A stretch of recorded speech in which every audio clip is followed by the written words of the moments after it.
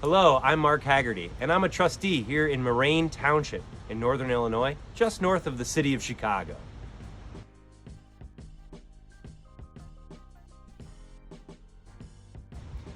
It was important to us here in the township office to appropriately recognize and commemorate Juneteenth as a federal holiday. In that spirit, I recently was able to visit with Shermann Thomas, otherwise known as Dilla, who started a company here in Chicago called Chicago Mahogany Tours.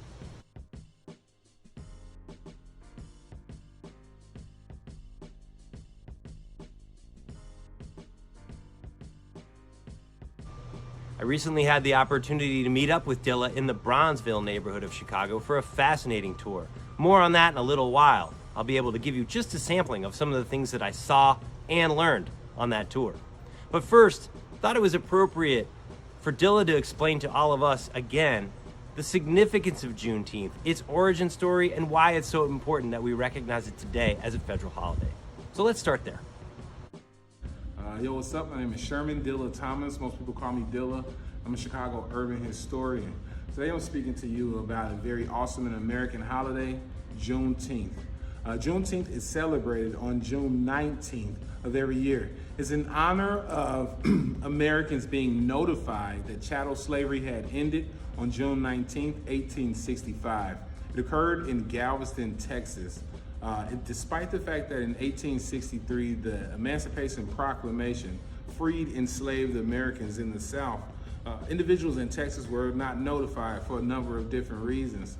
But in true American fashion, American soldiers saved the day. They rode in on horses and notified those formerly enslaved Americans that chattel slavery had ended.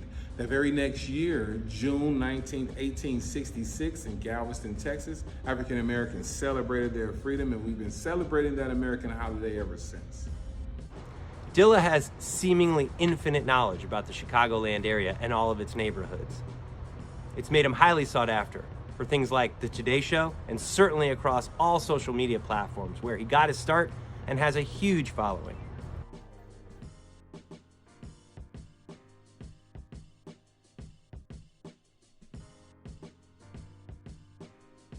The day that we toured the Bronzeville neighborhood, I learned so much that was previously unknown to me. Here's just a sample of some of the things I learned on my Chicago Mahogany Tour.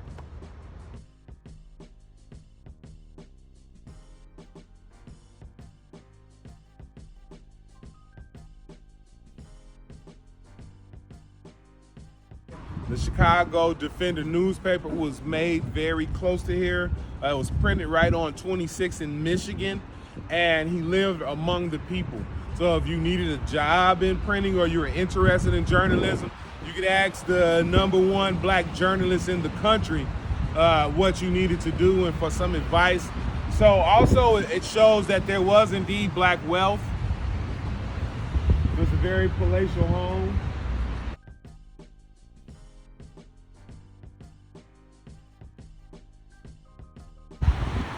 Right, so I'm not necessarily saying that Chicago created jazz. Jazz was created in New Orleans, but when it was created, they called it ragtime or they called it Dixie music. It was not called jazz. First time the music was associated with the term jazz was in the Chicago Tribune in 1915 because Chicago gives jazz its name. The reason that occurred is because people like the great Louis Armstrong called Chicago home for many decades. This is the home of Louis Armstrong and his wife Lillian Hardin Armstrong. Any of those old-timey movies, you see someone playing the player piano and they're really not playing. 85% of all player pianos were made in Chicago. Because of all the jazz luminaries that call Chicago home, that was their day job. They would go and play the machines that punch the holes in the roll to record the sound when they were not making music in the clubs. And so Chicago is very important to jazz, and we know that music is important to America, right? Jazz is a truly American invention and innovation, primarily invented by African Americans, but we call Benny Goodman the king of swing, right? Because jazz reaches across different ethnicities and different demographics, and it serves as a thing that unites us. And so I'm very proud to show that jazz takes place It has a lot of history here in Chicago and particularly in Bronzeville. This monument is in honor of Ida B. Wells Barnett. She was a journalist. She was a suffrage movement pioneer, one of the founders of the Urban League, one of the founders of the NAACP. She's credited as being one of the inventors of kindergarten curriculum, not only just in here in Chicago, but throughout the United States. Everything that the FBI has in this database as it relates to lynching, from the 1870s all the way into 1912, comes exclusively from her work, because that's how pioneering she was. She led a protest during the 1893 Columbian World's Exposition, along with Frederick Douglass here in Chicago, because despite the fact that we had a thriving African-American community here, there was no black exhibits, right?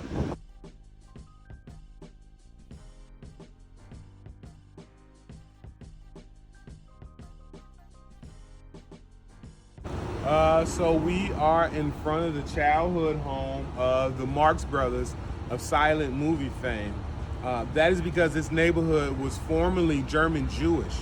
One of the things you're going to notice about the neighborhood is that a lot of the buildings are still intact. A lot of what was formerly synagogues are still intact. And that's because when the neighborhood demographic was switching over to African Americans, the Jewish folks understood the proximity to oppression that they share with African Americans, and they left everything intact.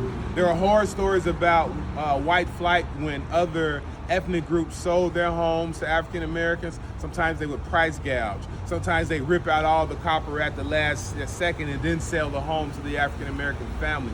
Not only did Jewish families in Chicago not do that, but they would often integrate the African Americans who were buying their businesses into the supply chain.